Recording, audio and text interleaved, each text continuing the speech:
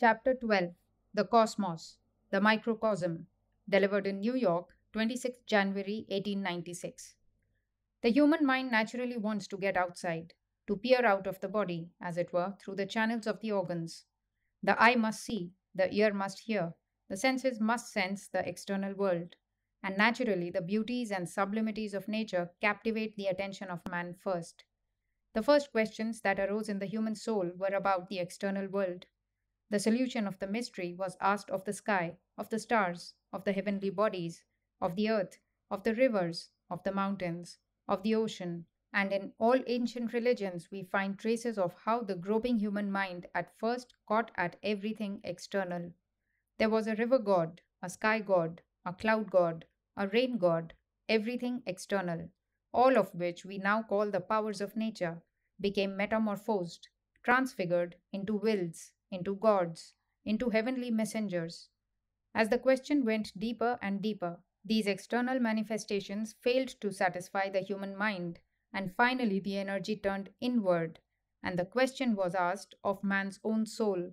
From the macrocosm, the question was reflected back to the microcosm.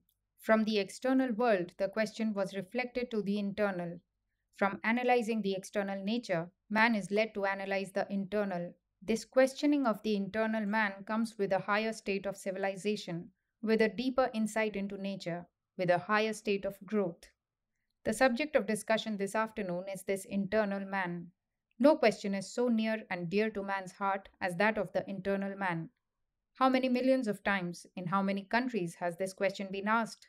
Sages and kings, rich and poor, saints and sinners, every man, every woman, all have from time to time asked this question.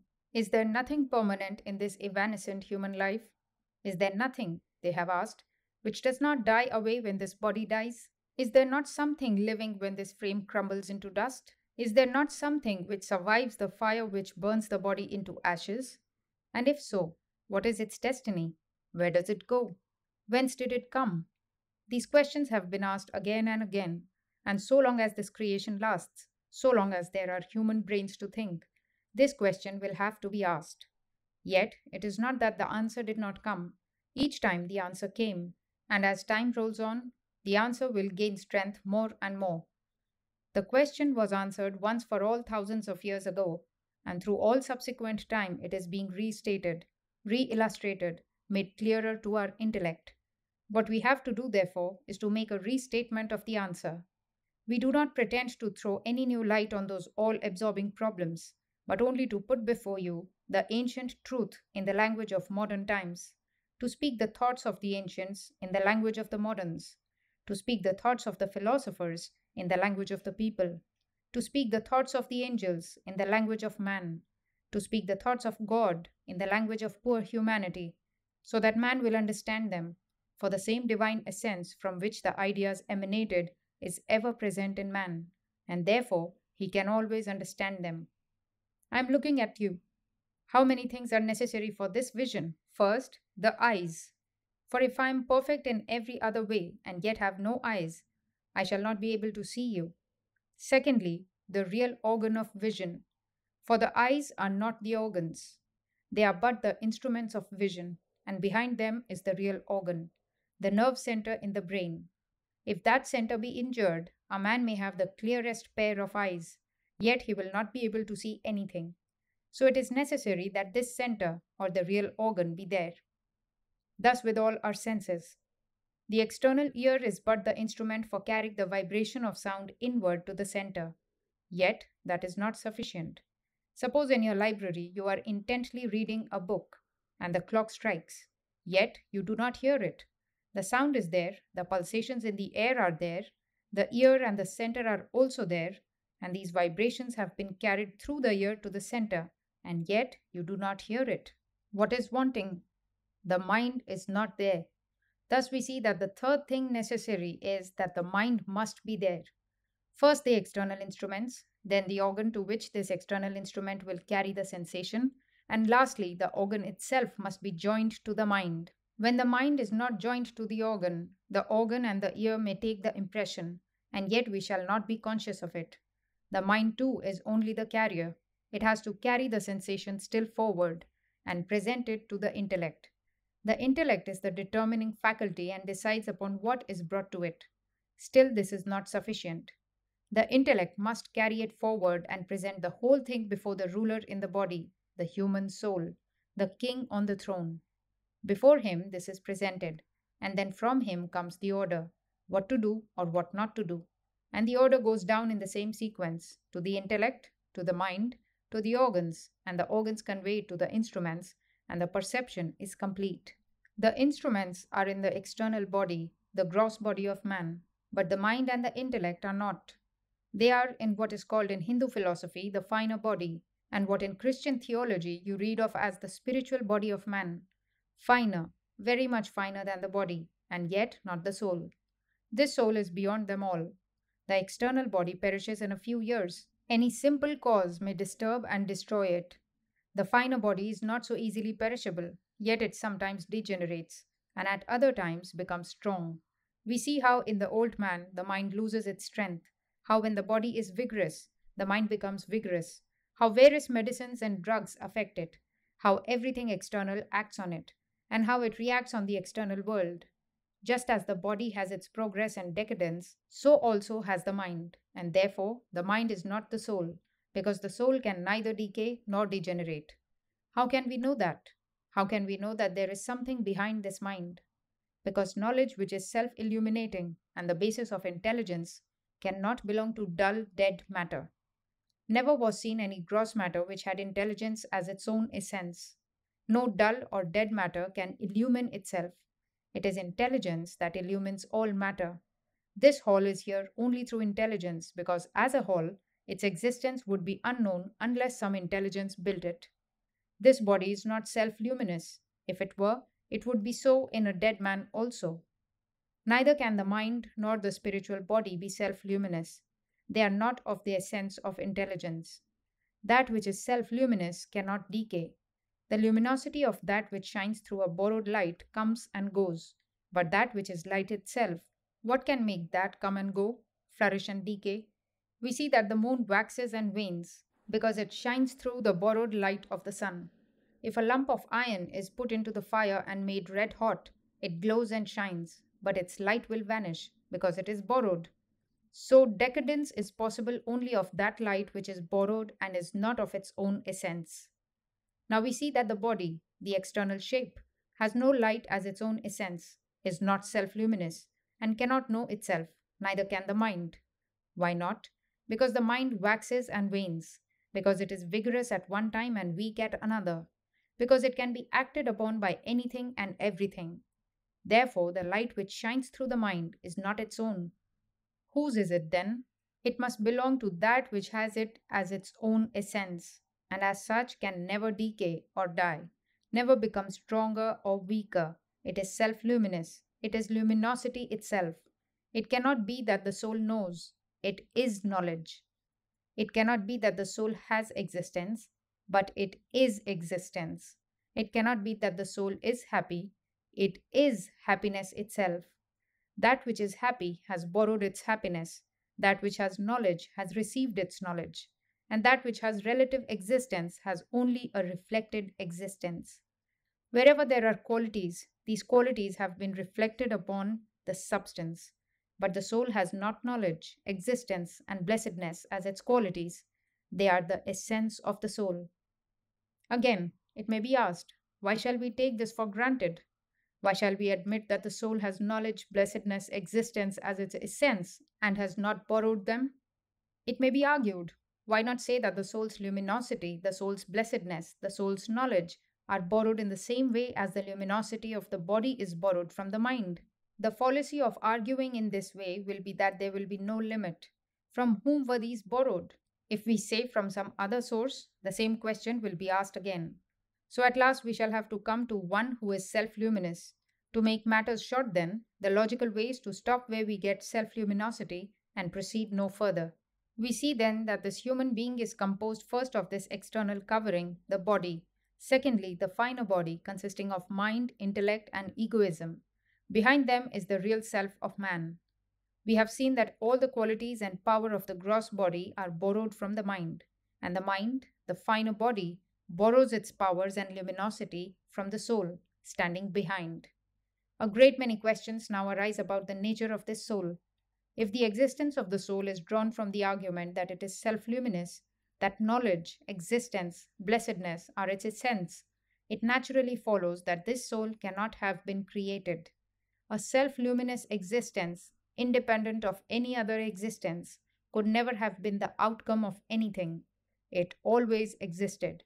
There was never a time when it did not exist, because if the soul did not exist, where was time? Time is in the soul. It is when the soul reflects its powers on the mind and the mind thinks that time comes. When there was no soul, certainly there was no thought, and without thought, there was no time. How can the soul therefore be said to be existing in time when time itself exists in the soul? It has neither birth nor death, but it is passing through all these various stages. It is manifesting slowly and gradually from lower to higher, and so on. It is expressing its own grandeur, working through the mind on the body, and through the body it is grasping the external world and understanding it. It takes up a body and uses it, and when that body has failed and is used up, it takes another body, and so on it goes. Here comes a very interesting question, that question which is generally known as the reincarnation of the soul. Sometimes people get frightened at the idea, and superstition is so strong that thinking men even believe that they are the outcome of nothing, and then, with the grandest logic, try to deduce the theory that although they have come out of zero, they will be eternal ever afterwards. Those that come out of zero will certainly have to go back to zero. Neither you, nor I, nor anyone present has come out of zero, nor will go back to zero. We have been existing eternally and will exist, and there is no power under the sun or above the sun which can undo your or my existence or send us back to zero. Now, this idea of reincarnation is not only not a frightening idea, but is most essential for the moral well being of the human race. It is the only logical conclusion that thoughtful men can arrive at. If you are going to exist in eternity hereafter, it must be that you have existed through eternity in the past. It cannot be otherwise. I will try to answer a few objections that are generally brought against the theory. Although many of you will think they are very silly objections, still we have to answer them, for sometimes we find that the most thoughtful men are ready to advance the silliest ideas. Well has it been said that there never was an idea so absurd that it did not find philosophers to defend it. The first objection is, why do we not remember our past? Do we remember all our past in this life? How many of you remember what you did when you were babies? None of you remember your early childhood. And if upon memory depends your existence, then this argument proves that you did not exist as babies, because you do not remember your babyhood. It is simply unmitigated nonsense to say that our existence depends on our remembering it. Why should we remember the past? That brain is gone, broken into pieces, and a new brain has been manufactured. What has come to this brain is the resultant, the sum total of the impressions acquired in our past, with which the mind has come to inhabit the new body. I, as I stand here, am the effect, the result of all the infinite past which is tagged on to me. And why is it necessary for me to remember all the past? When a great ancient sage, a seer, or a prophet of old, who came face to face with the truth, says something, these modern men stand up and say, "Oh, he was a fool." But just use another name. Huxley says it, or Tyndall, then it must be true, and they take it for granted. In place of ancient superstitions, they have erected modern superstitions. In place of the old popes of religion, they have installed modern popes of science. So we see that this objection as to memory is not valid, and that is about the only serious objection that is raised against this theory. Although we have seen that it is not necessary for the theory that there shall be memory of past lives, yet at the same time, we are in a position to assert that there are instances which show that this memory does come, and that each one of us will get back this memory in that life in which he will become free. Then alone you will find that this world is but a dream. Then alone you will realize in the soul of your soul that you are but actors and the world is a stage. Then alone will the idea of non attachment come to you with the power of thunder. Then all this thirst for enjoyment, this clinging on to life and this world will vanish forever. Then the mind will see dearly as daylight How many times all these existed for you? How many millions of times you had fathers and mothers, sons and daughters, husbands and wives, relatives and friends, wealth and power? They came and went. How many times you were on the topmost crest of the wave, and how many times you were down at the bottom of despair?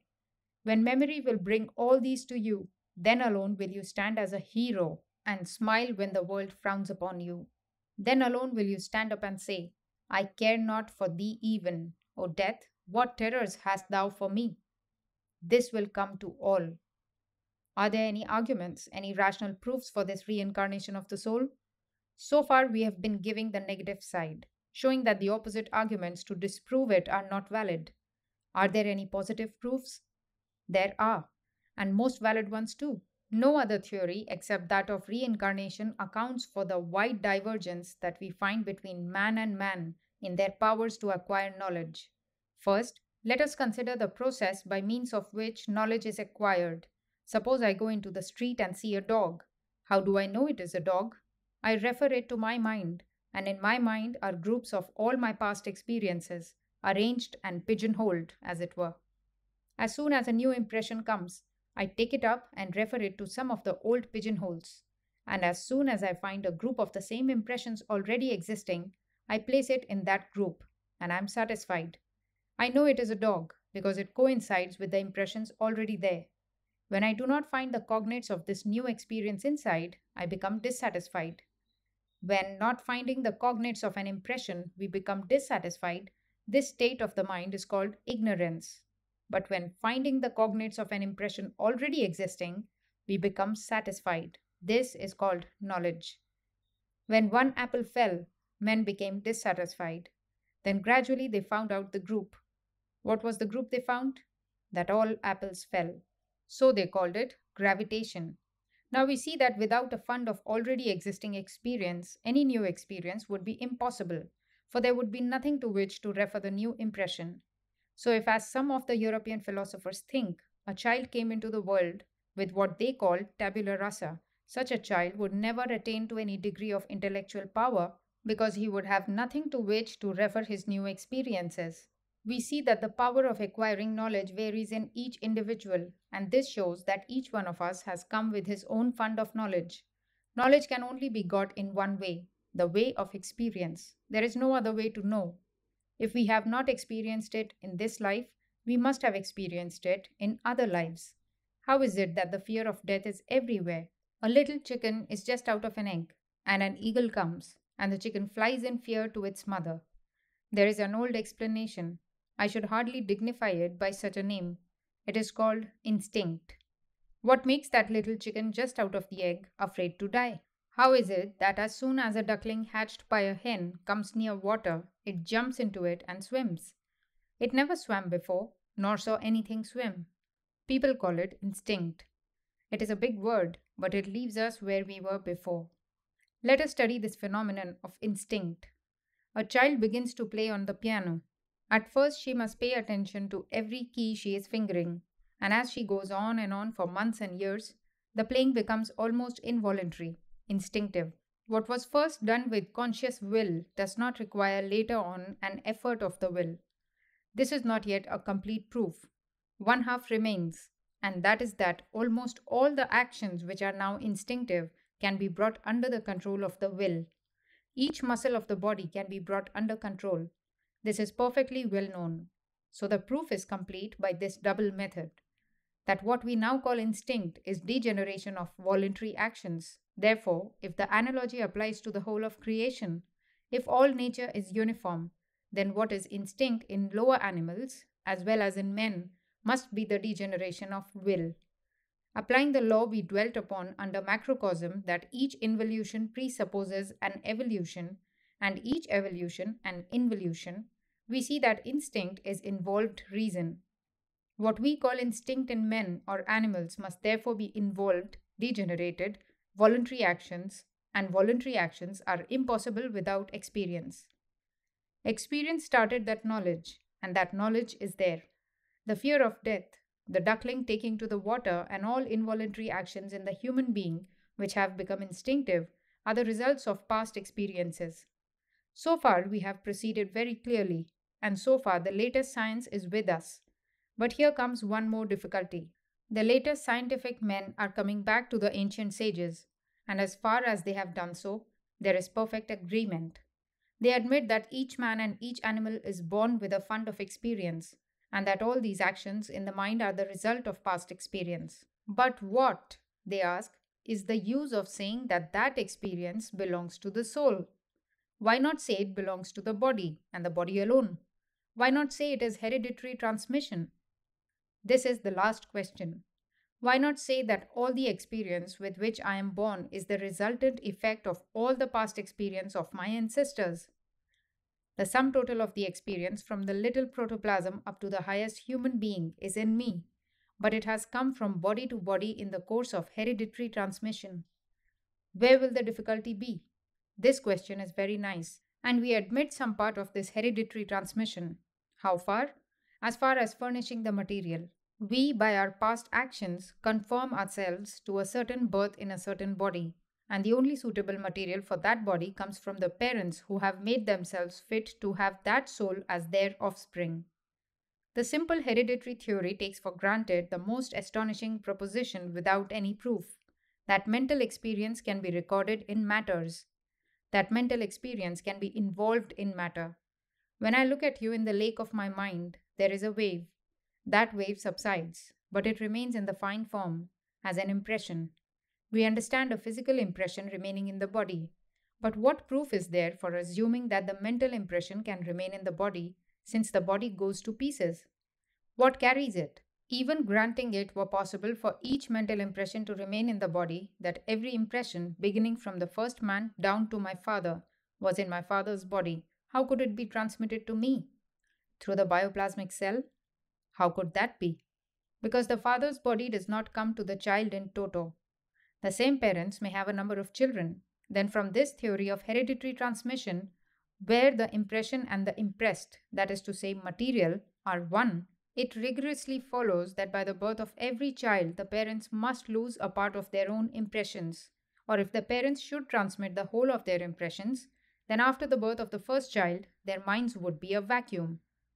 Again, if in the bioplasmic cell the infinite amount of impressions from all time has entered, where and how is it? This is a most impossible position, and until these physiologists can prove how and where those impressions live in that cell, and what they mean by a mental impression sleeping in the physical cell, their position cannot be taken for granted. So far, it is clear then that this impression is in the mind, that the mind comes to take its birth and rebirth, and uses the material which is most proper for it, and that the mind which has made itself fit for only a particular kind of body will have to wait until it gets that material. This we understand. The theory then comes to this, that there is hereditary transmission so far as furnishing the material to the soul is concerned. But the soul migrates and manufactures body after body, and each thought we think and each deed we do is stored in it in fine forms, ready to spring up again and take a new shape. When I look at you, a wave rises in my mind. It dives down, as it were, and becomes finer and finer, but it does not die. It is ready to start up again as a wave in the shape of memory. So all these impressions are in my mind, and when I die, the resultant force of them will be upon me. A ball is here, and each one of us takes a mallet in his hands and strikes the ball from all sides.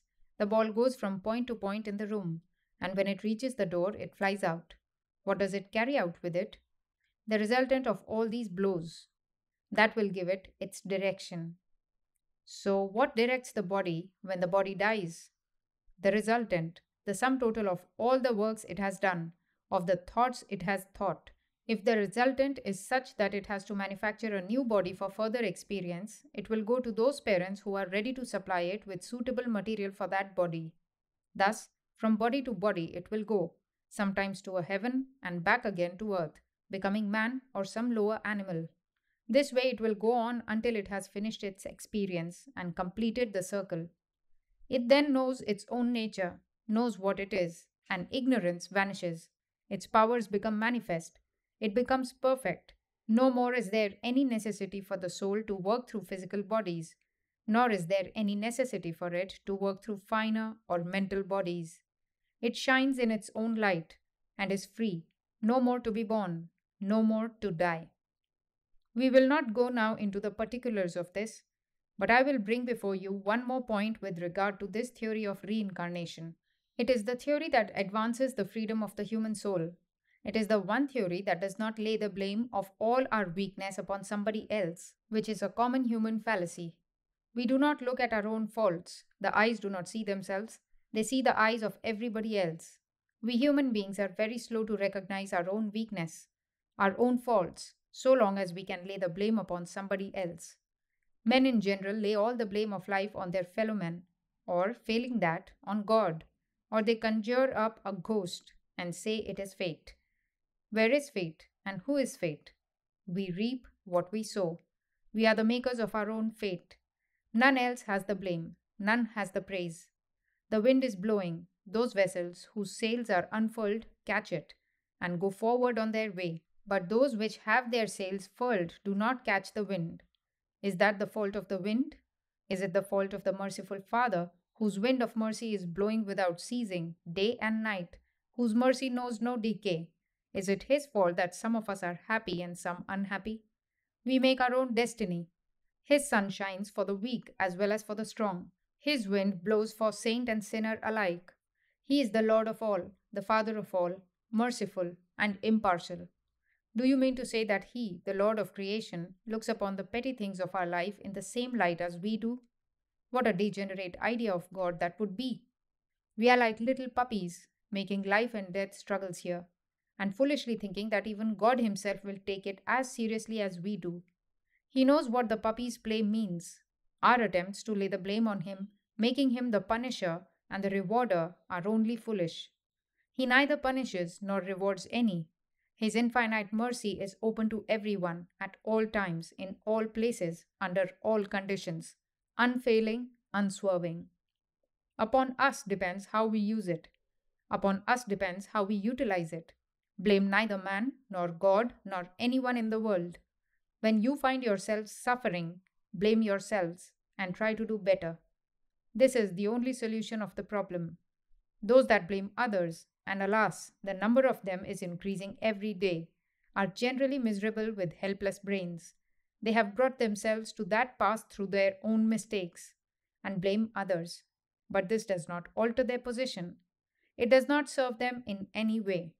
This attempt to throw the blame upon others only weakens them the more. Therefore, blame none for your own faults. Stand upon your own feet and take the whole responsibility upon yourselves. Say, this misery that I am suffering is of my own doing, and that very thing proves that it will have to be undone by me alone. That which I created, I can demolish. That which is created by someone else, I shall never be able to destroy. Therefore, stand up, be bold, be strong. Take the whole responsibility on your own shoulders, and know that you are the creator of your own destiny. All the strength and succor you want is within yourselves. Therefore, make your own future.